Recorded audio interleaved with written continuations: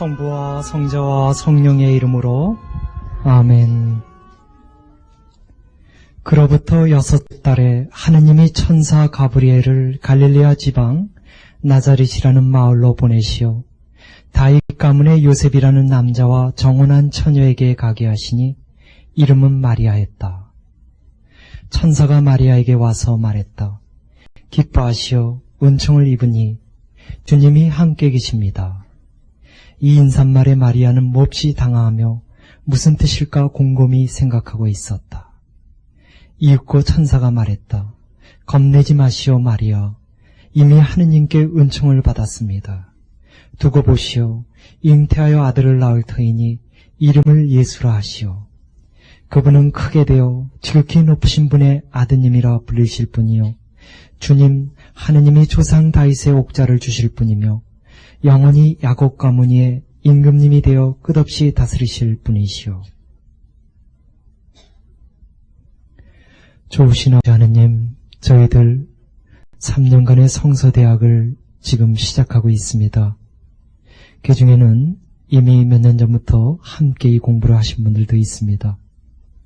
아무튼 한 학기의 첫날, 이날 저희들의 마음과 시간을 당신께 봉헌하오니 계속해서 이 수업을 축복해 주시고 이 수업을 통해서 주님을 더 각별히 사랑하고 아버지 하느님을 더 깊이 사랑할 수 있도록 이끌어 주십시오. 예수님의 이름으로 기도하나이다. 성부와 성자와 성령의 이름으로 아멘. 간단하게 먼저 계획표에 대해서 얘기하면 여러분들 그 유인물에 보면은 1학기 일정표 해서 나와 있고요. 그래서 3월달은 13일과 27일 그런 식으로 순서대로 쭉 나와 있죠. 그래서 매번 무슨 공부를 할 것이다. 일단 이번 학기 내내 우리가 예수님의 생애를 공부하기 때문에 그 순서가 거의 이렇게 정해져 있습니다. 그래서 오늘 같은 경우는 우리가 예수님의 탄생기에 대해서 공부하고요. 다음번이 되면 예수님의 유년기, 예수님의 숨겨진 삶. 근데 사실 예수님의 숨겨진 삶은 읽을 게 없어요, 자료가. 그리고 나면 또 자연스럽게 예수님의 세례 받으심, 그리고 예수님께서 광야에서 유혹받으심, 이런 순서이기 때문에 크게 따라오는데 어려움은 없을 겁니다. 그리고 이 공부를 위해서 미리 뭘 준비해야 되고 이러는 것은 물론 없죠. 이 공부가 일단은 여기저기에서 그분의 말씀을 갖고 봉사하시는 봉사자님들을 돕기 위한 공부가 주목적이지만 그럼에도 불구하고 이 공부를 통해서 자신의 영적인 그 세신을 위하는 분들을 위해서도 이 강의가 진행되겠습니다. 그러니까 어느 정도는 전문적이지만 또 많은 부분에 있어서는 영성적 차원으로 강의가 흘러가게 될 겁니다. 그러니까 봉사자들 입장에서는 그 봉사하기 위해서 필요한 전문적인 지식들이 이렇게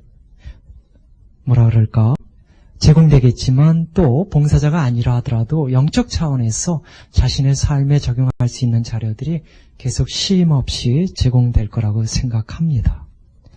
그래서 오늘 이제 수업 계획표를 보시면은 거기 서문, 일반적 서문이라고 해놨죠. 그래서 먼저 예수님의 탄생 이야기를 공부하기 전에 이 성서 공부를 한다는 게 뭔가 이전부터 얘기를 합니다.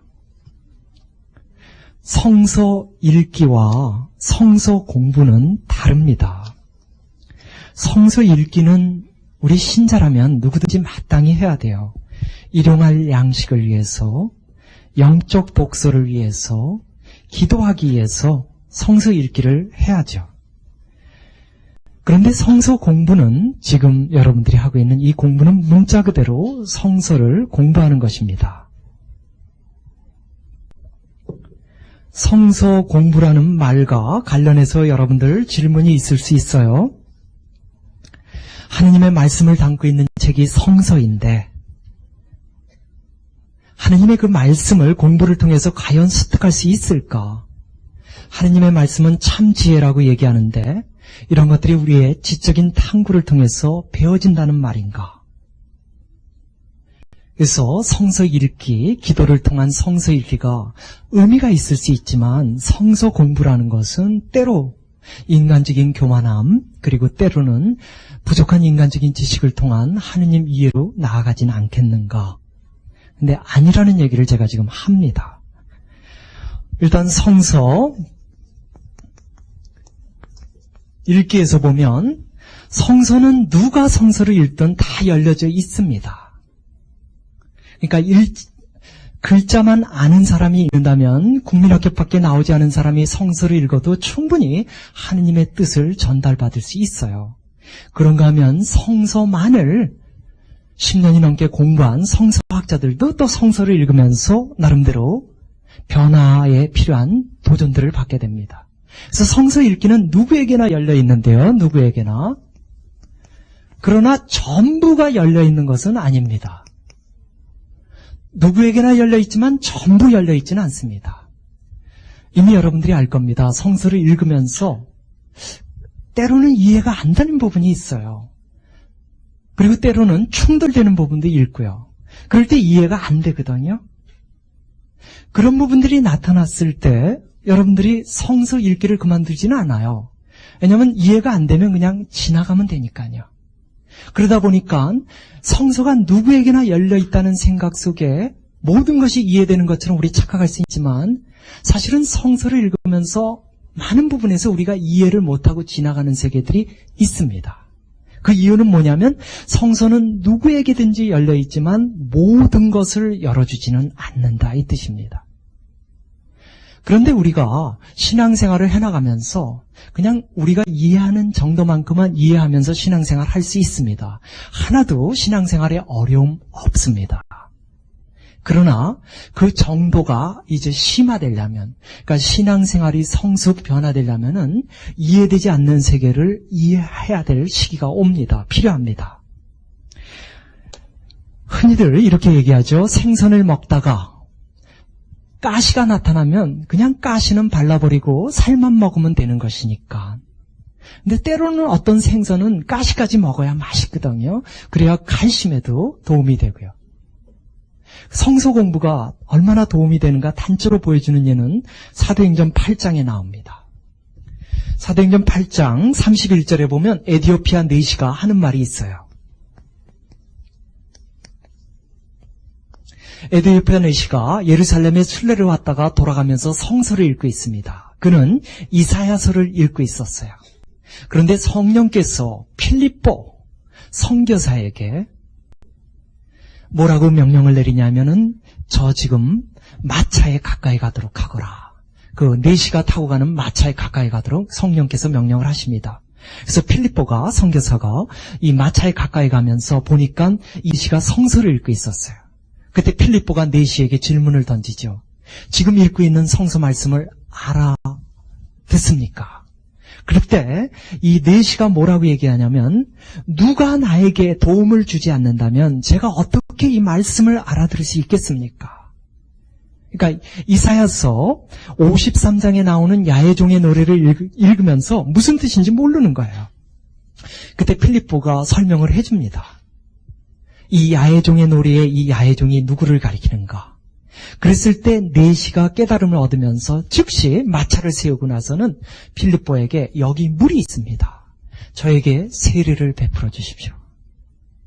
그래서 이 내시가 읽었던 이 성서 구절을 도움을 받을 수 없었다면 그 내시가 세례까지 나가지 못했을 겁니다. 바로 그겁니다. 우리가 신앙생활 합니다. 그냥 그렇게. 그러나 이해되지 않은 세계를 이 성서 공부를 통해서 도움을 받을 수만 있다면 우리의 신앙이 한 걸음 더 심화 깊어질 수 있습니다.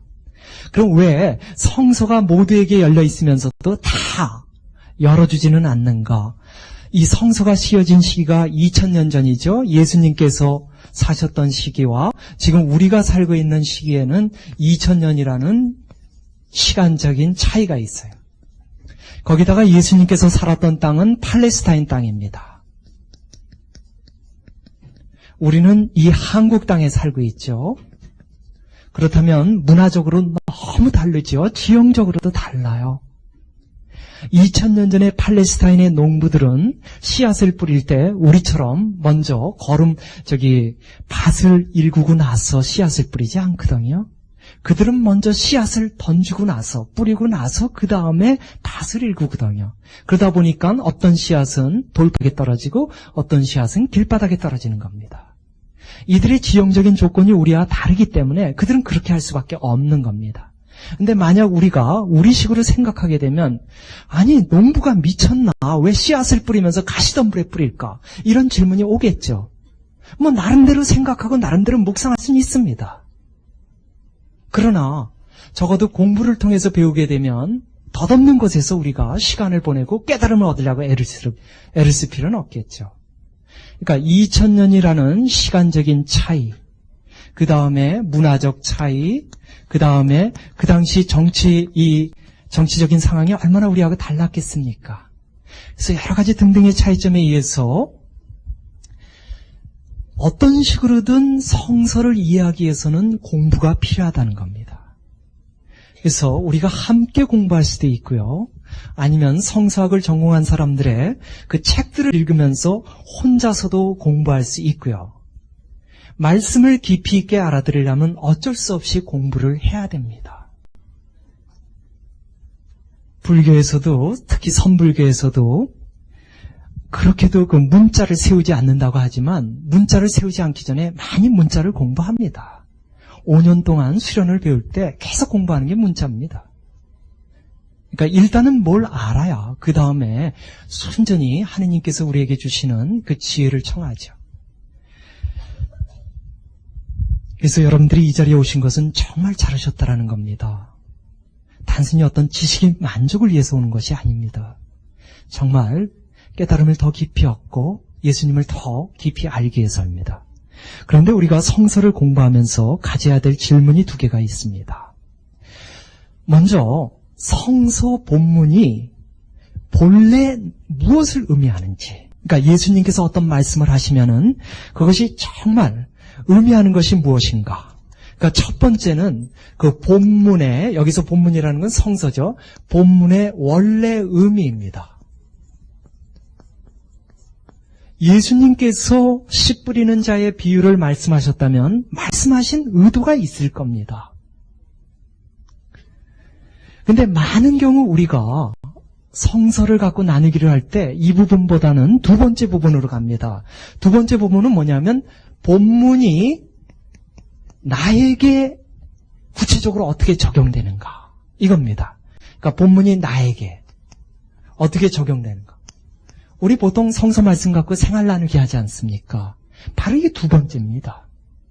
그러니까 어떤 말씀을 갖고 각자가 읽으면서 그 말씀 앞에 기도하면서 자기에게 왔던 걸 얘기하는 겁니다. 굉장히 중요합니다.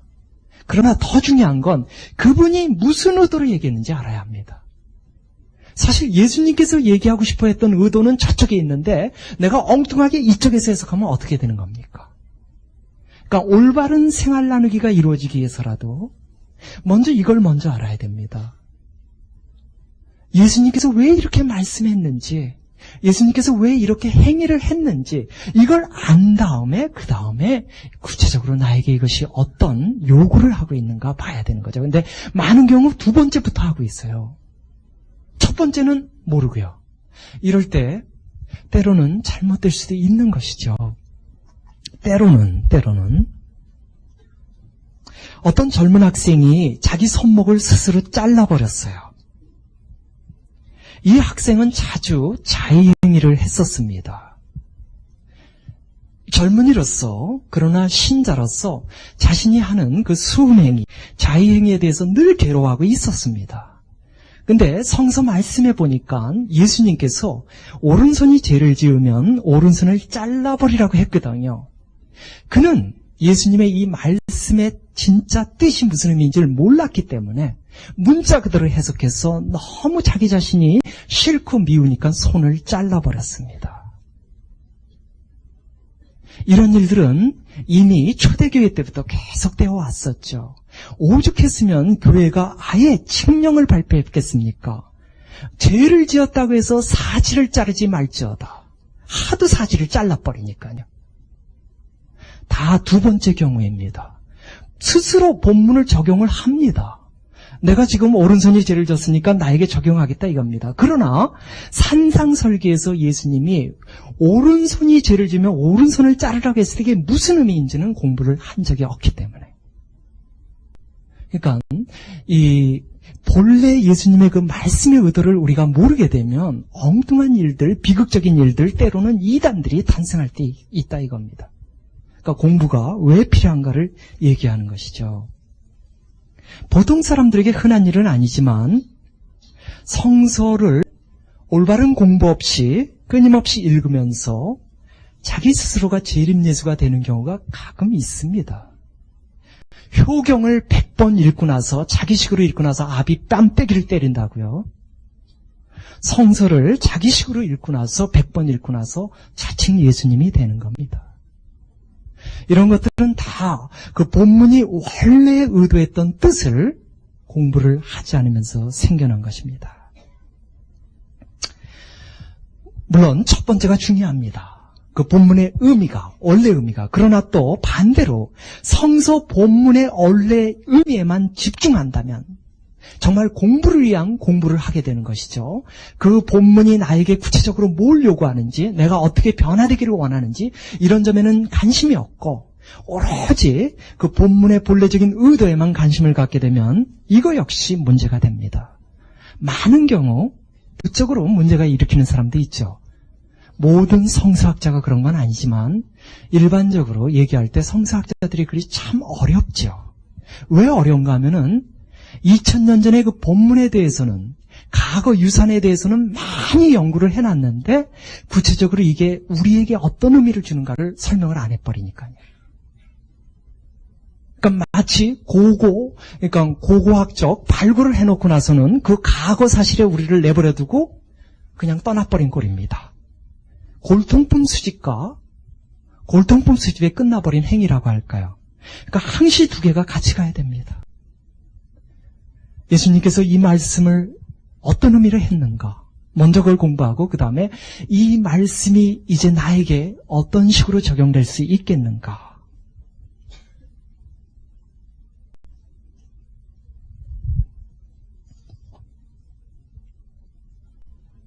계속해서 여러분들 거기 보시면은 그럼 나를 위한 실제적 의미를 찾을 때 가져야 할 두 가지 시선이 나왔죠. 그것은 이거 얘기하는 겁니다. 본문이 나에게 구체적으로 어떻게 적용되는가. 그러니까 여기까지는 이제 저희들이 공부를 통해서 같이 하지 않습니까? 또 여러분들 나름대로 소속된 성서 공부반에서 같이 합니다. 근데 이 부분으로 왔을 때 나에게 구체적으로 어떻게 적용되는가 할 때 두 가지 시선을 제가 소개하겠습니다. 도움이 많이 될 겁니다. 그러니까 이것은 성서 공부하고는 좀 관련이 없어요. 성서를 읽으면서 성서 이 말씀이 내 삶에 실제로 적용되기 위해서는 내가 첫 번째는 그 성서 본문을 창으로서 읽는 겁니다. 창으로서. 여기서 창이라는 것은 유리창이죠. 우리가 유리창을 통해서 바깥 세계를 바라다보지 않습니까? 마찬가지로 성서를 창으로 통해서 바로 나의 주변, 나의 공동체, 아니면 좀 더 나아가서 이 사회를 보는 겁니다.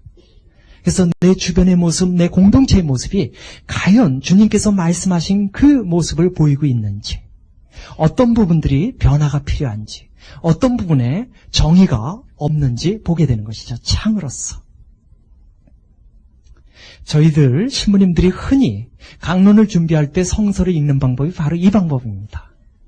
그러니까 창으로서 성서를 읽으면서 교우분들에게 강론을 준비하게 돼요. 근데 창으로서 성서를 읽을 때는 많은 경우 나 자신보다는 내 주변을 비판하게 되거든요. 성서 말씀에 근거한 건전한 비판이긴 하지요. 그렇지만 때때로 나 혼자 잘났다는 태도가 생기는 그런 경향도 있기 때문에 조심은 해야 됩니다. 그러니까 성서 말씀을 창으로 해서 이 세상을 바라다보고 내가 속한 공동체 본당을 바라다보고 비판할 때 항상 조심해야 될 부분은 바로 그겁니다. 나는 빠지고 오로지 내 주변의 세계만 비판의 요소가 될 수는 없다라는 것이죠. 두 번째로 봐야 될 시선은 거울입니다. 그러니까 성서 말씀, 성서 본문이 거울이 돼서 나를 비춰주는 겁니다. 이제는 내가 성서 말씀 앞에서 도전을 받는 겁니다. 이래서 예수님께서 마음이 가난한 사람은 복되도다 했을 때, 예수님께서 마음이 가난하다고 얘기했을 때 내 안에서 아직까지도 마음이 가난하지 못한 것들은 무엇인지, 심적인 가난을 방해하는 것들은 무엇인지, 이런 것들을 내가 반성하게 되는 것이죠. 반성을 하게 되면 당연히 그 방해하는 요소들을 이제는 예수님 앞에서 놓을 수 있는지, 놓으려면 상당한 결심이 필요하겠죠. 이런 것들은 다 성서 말씀을 거울로서 읽는 겁니다. 이 두 가지 방법을 써서 우리가 끊임없이 성서 말씀을 읽을 때 우리는 우리 자신과 우리가 속해 있는 환경, 공동체를 변화시킬 수 있게 됩니다. 그래서 제가 요 서론을 끝내면서 디모데요 후서 3장을 좀 읽어보겠습니다. 여러분들 한번 가슴으로 들어보세요. 우리가 이제 읽으려고 하는 이 성서 말씀처럼 이 공부가 되기를 희망하는 것이거든요. 디모데요, 그대는 어려서부터 성경을 잘 익혀왔습니다. 성경은 그리스도 예수를 믿음으로써 구원을 얻는 지혜를 그대에게 줄 수 있는 것입니다. 성경은 전부 하느님의 계시로 이루어진 책으로서 진리를 가르치고 잘못을 책망하고 허물을 고쳐주고 올바르게 사는 훈련을 시키는데 유익한 책입니다. 이 성경책으로 하느님의 일꾼은, 하느님의 봉사자는 모든 선한 일을 할 수 있는 자격과 준비를 갖추게 됩니다. 이제 예수님 생애 서문으로 들어가겠습니다. 부처님께서는 깨달음을 얻은 뒤 40년간 중생들을 가르쳤어요. 마음에서는 20년간 제자들을 진리의 길로 이끌었어요. 그런데 예수님께서는 딱 3년간 활동하셨습니다. 그분은 순간적으로 번쩍거리며 나타났다가 사라진 유성처럼 이 세상에 잠시 나타났다가 사라졌습니다. 딱 3년. 하지만 예수님의 영향력은 2000년이 지난 지금 이 순간까지 사라지지 않고 더 극대화되고 있습니다. 여러분들 괜찮다면 모두 다 눈을 감고 그 누군가가 쓴 어느 고독한 청년의 생애를 한번 진지한 마음으로 들어봅시다. 그는 이름 없는 마을 시골 여인네의 아들로 태어났습니다. 그는 30살이 되도록 한촌의 몫으로 일했으며 3년간 떠돌이 전도자로 살았습니다. 그는 책도 쓴 적이 없고 직함도 없었고 가족도 집도 없었습니다. 그는 대학에 가지 않았을 뿐더러 큰 도시를 찾지도 않았습니다. 태어난 곳에서 200km 이상 가본 적도 없습니다.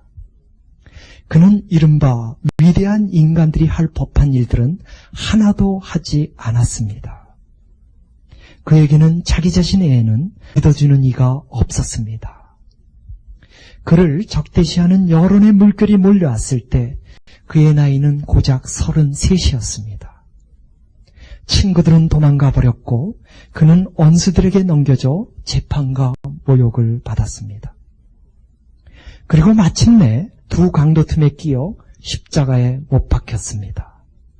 죽어가는 그에게 남은 재산이라면 벗겨진 옷 한 벌뿐 사형 집행인들은 그 옷을 놓고 노름을 버렸습니다. 그는 죽어서도 묻힐 곳이 없어 남의 무덤에 묻혀야 했습니다. 그나마 친구의 자비심 덕분이었습니다. 그리고 100년이 20번째 지나고 있습니다. 지금 그는 인류 역사의 중심에서 인류의 진보를 이끌고 있습니다. 지상을 행군했던 모든 군대들, 대양을 항해했던 모든 해군들, 일찍이 소집된 모든 의회들, 땅을 통치했던 모든 재앙들, 이 모두를 합쳐 놓아봐도 그들이 이 땅의 삶에 미친 영향은 이 고독한 젊은이의 생애의 영향력을 따르지 못합니다. 예, 이제 눈을 뜨셔도 되겠습니다.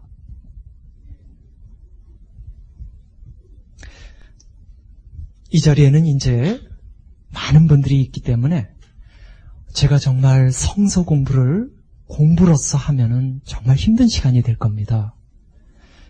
거의 500명이 되는 인원이 있는데 굉장히 그 논리적이고 이론적인 얘기만을 계속 할 수는 없기 때문에 조금 전에 했던 식으로 때때로 우리가 좀 더 쉴 수 있는 자리 아니면 우스개의 자리 그런 것들도 계속해서 얘기할 겁니다. 그래서 우스 얘기 나오니까 갑자기 분위기를 깨는 것 같지만 우스 얘기 좀 해보죠.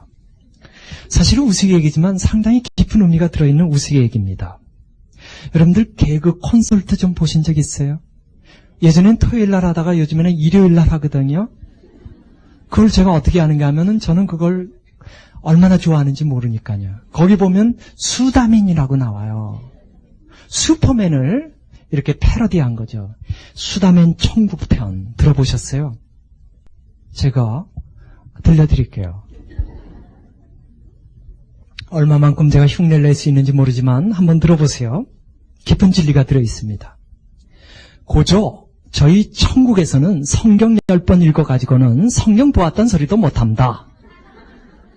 고조 100번 읽으면 그놈 이제 성경 읽기는 좀 하겠구나 합니다. 한 200번 읽었다 싶으면 그놈 성경 공부시키면 좀 이해하겠구나 하고 의심은 해봅니다. 우리 뒷집에 새로 천국에 온 사람이 성경을 300번 읽었다고 자랑하다가 천사한테 끌려가서리 성경 인물 빙고 게임과 욱실나게 혼나고 다시는 성경만이 읽었다고 자랑 안 합니다. 요전에 성경 600번 읽은 회장님이 예수님 앞에서 성경 외우다 글씨 하나 틀려가지고 무지하게 혼났습니다. 그런데 어느 날이었습니다. 예수님이 허허 웃으시면서 이렇게 성경을 잘하는 자가 누구냐며 하늘이 떠나가라 칭찬하시는 것이었습니다. 나는 그래서 그 사람이 성경을 한 1000번은 읽었나 보다 생각했습니다. 아니었습니다. 그는 성경을 이제 겨우 한 번 읽고 오는 길에 사고가 나서 천국에 온 신입이었습니다. 예수님이 성경에 대해 물었습니다. 성경에 대해 이야기해보거라. 그러자 그는 떨리는 목소리로 이렇게 이야기하는 것이었습니다. 성경은 고조 사랑입니다. 그러자 예수님이 그를 쓰다듬으며 성경을 제대로 안다고 칭찬하시던 거였습니다. 내래 1000번 읽은 사람도 이런 칭찬 들은 적 없었는다. 천국에서는 성경을 얼만큼 많이 읽었냐가 중요한 것이 아니라는 것을 그제야 깨달았습니다.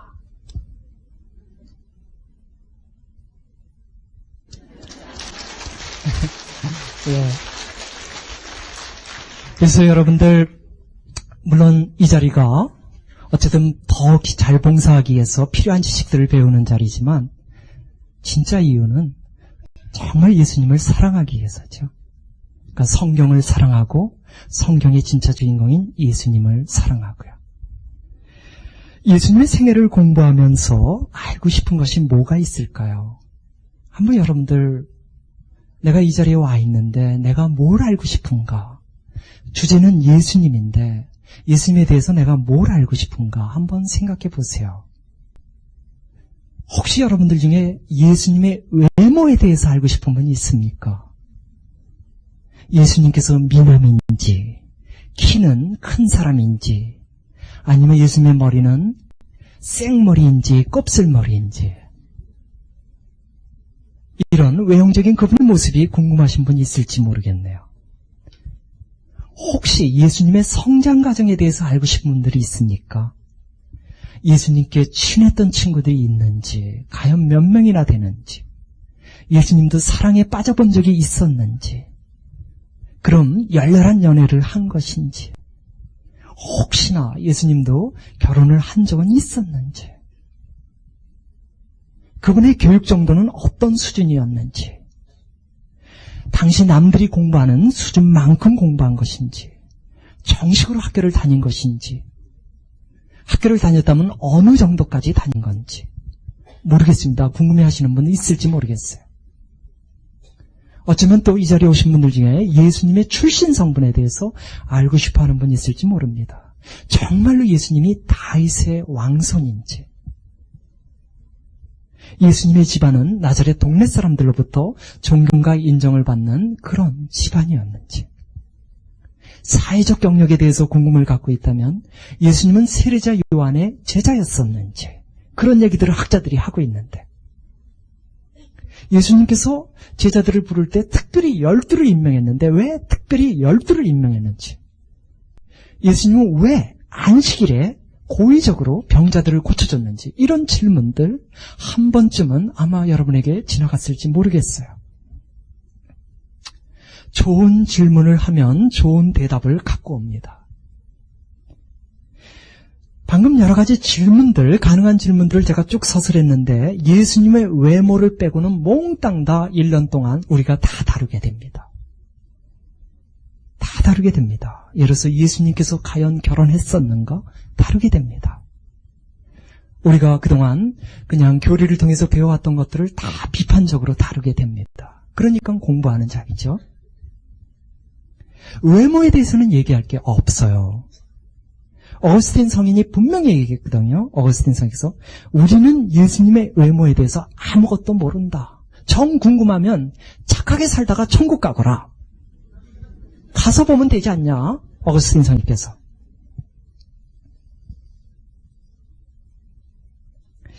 좀 전에 제가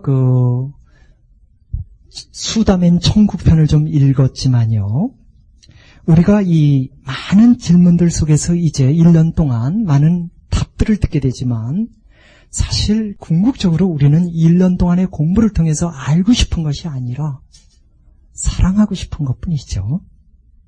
그러니까 예수님을 안다라는 것은 큰 의미는 없습니다. 헤로데는 누구보다도 예수님에 대해서 많은 정보를 갖고 있었습니다. 예수님이 탄생했을 때 예루살렘의 율법학자들은 누구보다도 정확하게 구세주의 탄생을 알고 있었습니다. 이러한 지식들이 그들의 신앙에 도움을 준 것은 없었습니다. 왜? 머리로 알고 있는 것은 가슴으로 우리가 아는 것과는 질이 다르기 때문에 그렇습니다. 그러니까 우리는 지식을 추구하는 사람이 아니라 지혜를 추구하는 사람들입니다.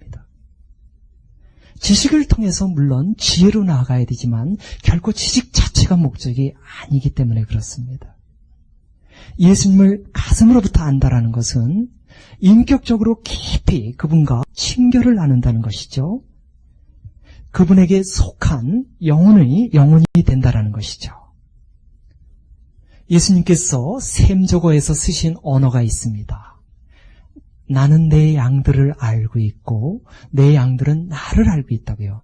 이때 이 안다라는 이 단어는 예수님이 셈적 언어를 쓴 분인데 셈적 언어 배경에서 이해해야 됩니다. 셈적 언어에서 안다라는 단어는 마치 부부가 서로를 낱낱이 알고 있는 식의 알을 얘기합니다. 결코 머리를 통한 알에 통하지 않습니다. 그러니까 어려서부터 돈맛을 알면 안 되지, 여자를 너무 일찍 알면 안 되지 할 때 이 안다라는 것은 정말 깊이 있게 아는 것이죠. 그러니까 우리가 이 공부하는 목적은 문자 그대로 구도적 차원에서 공부입니다. 구도적 차원에서 공부라는 말은 우리 스님들 생각하면 돼요. 스님들 서로 간에 질문할 때 공부 많이 하셨습니까? 합니다. 그것은 대학교에서 하는 공부와 다릅니다. 구도적인 차원입니다. 예수님의 제자로서 예수님을 본받아 인격적으로 영적으로 성숙한 사람이 되기 위해서, 그리고 영원한 생명을 지금 이 순간 살기 위해서. 그렇기 때문에 이 예수님의 생애를 공부하면서 우리가 정말 바랄 것이 있다면 예수님을 더 잘 알고, 그래서 열렬히 사랑하고, 그래서 충실하게 그분을 따라갈 수 있기를 바라는 겁니다. 적어도 이 자리에서 신부로서 가르치는 제가 봤을 때 제가 해야 될 강의는 지식의 주입이 될 수는 없습니다. 영혼을 돕는 강의가 돼야 됩니다. 영혼들에게 희망을 주고 생명을 느끼게 해주는 강의가 돼야 된다는 것이죠. 본격적으로 공부 들어가기 전에 제가 시를 하나 읽어보겠습니다.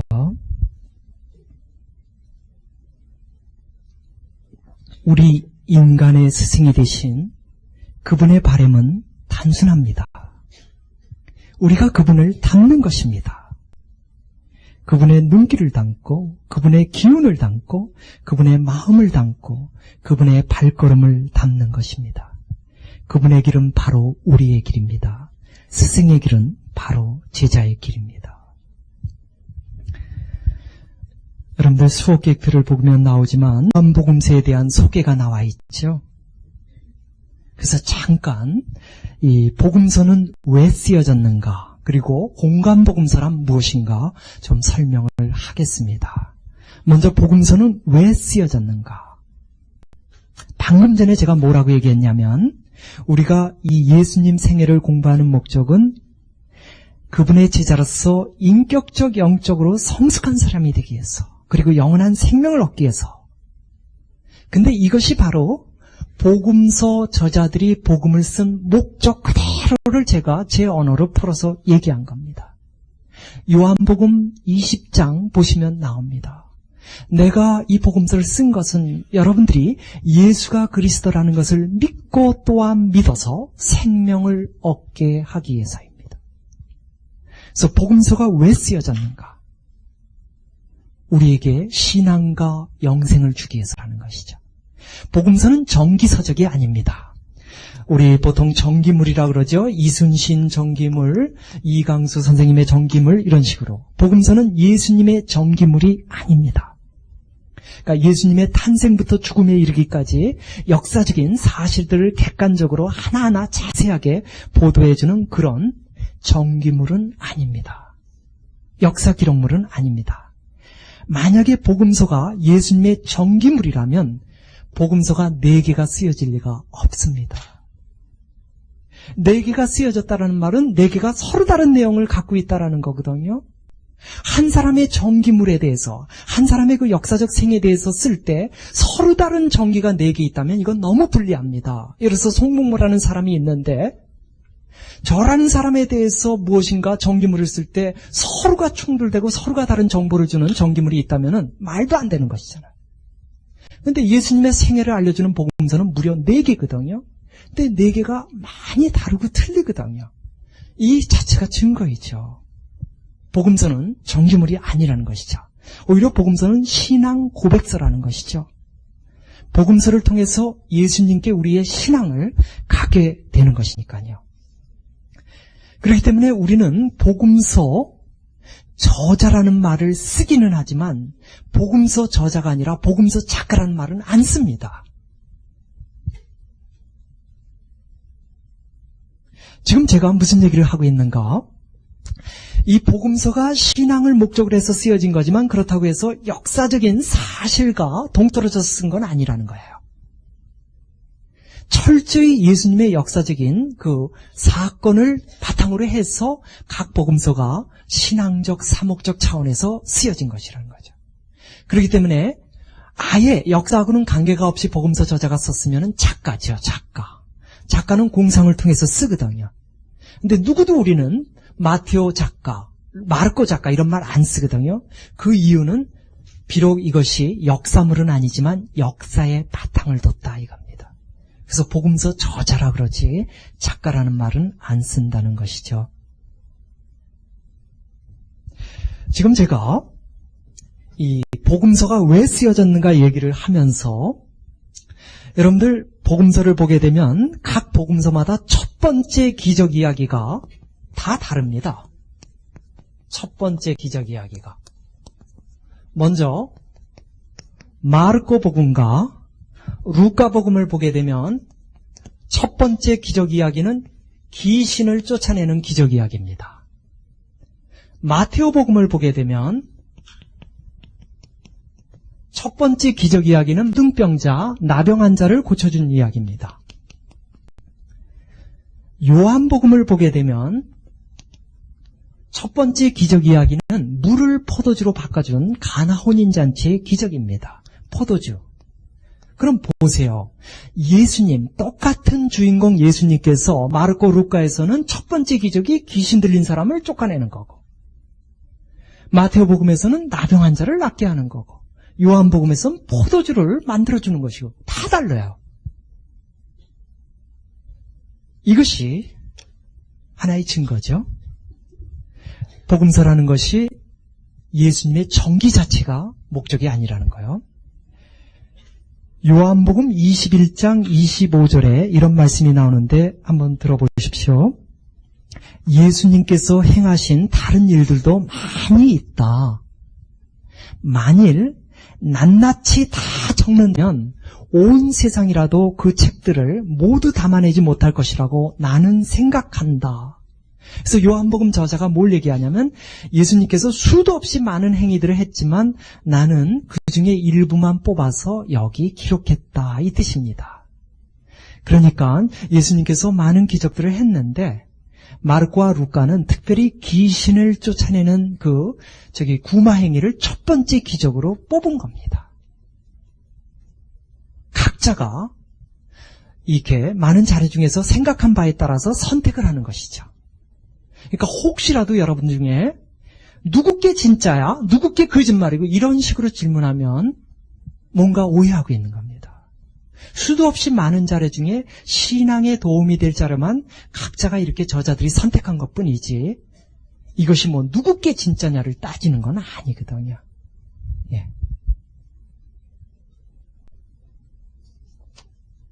그래서 공간복음서란 무엇인가 좀 설명 좀 해보겠습니다.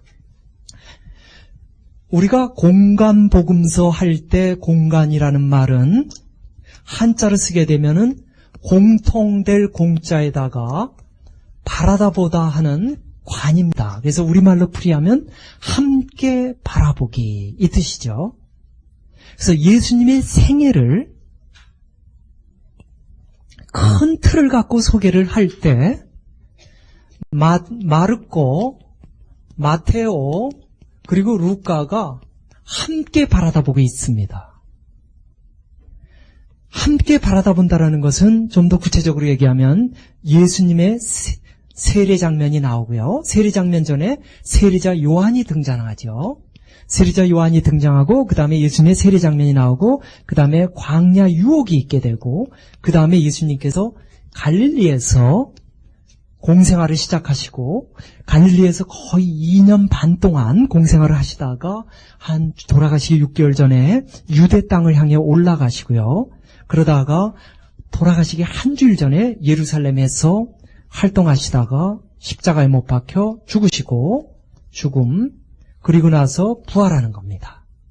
이 틀을 마르코, 마테오, 루카가 함께 따라갑니다. 그래서 함께 바라보았다고 해서 공간복음이라고 얘기합니다. 이 마테오, 마르코, 루카는 요한복음하고 구분됩니다. 요한복음은 공간복음에 포함이 안 됩니다. 왜냐하면 요한복음은 이 틀을 안 따라갑니다. 일단 요한복음을 보게 되면 요한복음은 예수님께서 처음에 갈릴리에 등장했다가 즉시 유대 땅에 가셔요. 그랬다가 또다시 갈릴리에 오셔요. 그랬다가 또 유대 땅에 가셔요. 이것을 3번 반복합니다. 요한복음은 이 맨 마지막에 예수님이 유대 땅으로 갔다 예루살렘에서 돌아가시는 식으로 얘기를 안 합니다. 그러니까 함께 바라보는 복음이 아닙니다. 또 여러분들 이제 같이 공부하겠지만 공간복음에 따르면 예수님께서 성전을 정한 것은 예루살렘에 도착해서입니다. 그러니까 시간으로 따지면 돌아가시기 일주일 전입니다. 근데 요한복음을 보면 예수님께서 성전을 정하는 것은 공생활 시작됩니다. 요한복음 2장에 나와요. 그러니까 활동 벽두에서부터 예수님이 예루살렘에 올라가서 성전을 정화시키게 되거든요. 그러니까 상당히 공간복음과 요한복음은 이 예수님의 생애를 바라다보는 시각이 틀립니다. 이 점은 나중에 3년 과정 중에 이제 마지막 과정이 요한복음입니다. 그때 공부를 하게 되니까요. 그때 자세하게 하도록 하겠습니다. 그럼 이제 예수님의 탄생 이야기.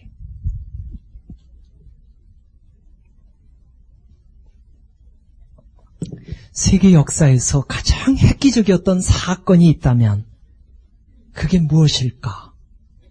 제가 이 자리에 계신 여러분들에게 질문을 던집니다. 세계사에 있어서 가장 위대한 사건, 가장 획기적인 사건 하나만 뽑으라 그러면 뭘 뽑겠습니까? 아마 각자의 전공 학문적인 배경, 직업에 따라서도 좀 달라질 거라고 봐요. 어떤 분은 불의 발견을 얘기할 수 있어요. 어떤 분은 자동차 발명을 얘기할 수 있고요. 또 비행기 발명도 얘기할 수 있고, 요즘 같은 세계는 컴퓨터 세대이니까 컴퓨터 발명도 얘기할 수 있고요. 이 민주화 투쟁에 관심이 있는 분이라면 아마 불란서 혁명을 얘기할지 모르겠어요. 아니면 신대륙 발견. 방금 얘기한 것들은 다 인류 역사에 있어서 큰 족적을 남긴 획기적 사건인 건 사실이에요. 그러나 가장 획기적인 세계 사건은 하느님 아버지께서 예수님을 이 세상에 보내신 사건이죠. 하느님이시며 하느님의 아드님이신 예수님께서 아버지의 뜻을 따라 이 세상에 태어난 사건이겠죠. 이 사건은 다른 모든 획기적인 사건들을 무색하게 만드는 것이에요. 신앙이 있든 없든 온 세상 사람들이 달력을 갖고 얘기할 때 항시 예수님의 탄생을 기점으로 얘기합니다. 우리말로는 기원전, 기원후 얘기하는데 이건 말이 좀 안 됩니다. 기원전, 기원후라면 세상 창조를 얘기하는 거거든요. 근데 실제 기원전이라는 게 예수님의 탄생을 얘기하는 겁니다. 영어로는 이게 BC예요. 여기서는 AD고 Before Christ거든요. 그리스도 탄생 이전 이 뜻입니다. 그래서 보통 그리스도교 신자들은 또 주전이라고 얘기합니다. 주의 탄생 전. 그러니까 올해가 주전 2002년이죠. 아니죠. 주후구나. 주후. 주후 기원후는 다 안노스 도미니. 주님의 탄생 이후 이 뜻이거든요. 그러니까 이것은 신앙을 갖고 있는 사람이든 안 갖고 있는 사람이든 그대로 다 쓰고 있다 이겁니다. 이슬람교의 신자들까지도. 이게 단적인 증거라 그러면 좀 너무한 얘기일까요? 그러니까 예수님의 탄생이 얼마나 세계사에서 가장 중요했던 사건인가. 왜냐하면 온 세상 사람들이 이걸 쓰고 있으니까요. 갈라디아서 4장에 보면 이런 말이 나옵니다. 때가 찼을 때 하느님께서 당신의 아드님을 보내셨으니 그분은 한 여인에게서 태어나 율법 아래 놓이게 된 것입니다. 그것은 율법 아래 있는 이들을 속량하기 위함이었으니 곧 우리가 하느님의 자녀 되는 자격을 받게 하시려는 것이었습니다. 그래서 그리스도의 탄생은 하느님의 계획 속에서 이루어진 사건이라는 것이죠. 그런데 탄생 연도에 대한 의문이 있습니다. 우리가 지금 이야기하고 있는 이 BC와 AD 이것을 누가 만들었냐면 6세기 인물인 수사님께서 만들었어요. 디오니시우스 엑시구스라는 수사님께서 525년에 예수님의 탄생 날짜를 계산하면서 만든 겁니다. 그래서 예수님의 탄생을 원년으로 치고 0이죠. 원년으로 치고 주전과 주로 나누게 한 겁니다. 그런데 그가 계산을 잘못했습니다. 계산을 잘못했다라는 것이 어떻게 가능한가? 이제부터 좀 설명을 해보죠. 여러분들 다 알 겁니다. 마테오 복음에 따르면 예수님이 언제 탄생했습니까?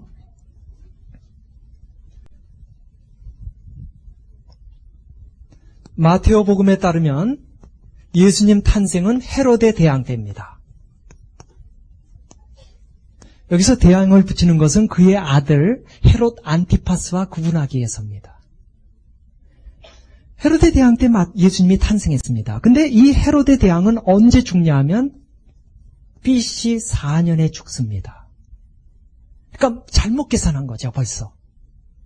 그러니까 예수님의 탄생 연도가 원년이 된다고 할 때 올해는 2002년이 아니라 적어도 2006년이 돼야 되는 겁니다. 왜냐하면 예수님께서 아기 예수가 탄생할 때 헤로데 대왕이 아기 예수를 죽이려고 했거든요. 근데 그가 죽은 연도가 BC 4년입니다. 근데 헤로데 대왕이 베틀레헴에 있는 아기들을 죽일 때 지금 막 태어난 아기를 죽인 게 아니라 2살 이하의 아기를 죽였습니다. 그렇기 때문에 적어도 시간적인 경과가 2년 지나간 걸로 본다면 이게 예수님 탄생은 아무리 늦어도 BC 6년 전으로 가버리는 겁니다. 이 사실을 우리가 그대로 받아들이려면 올해는 2008년입니다.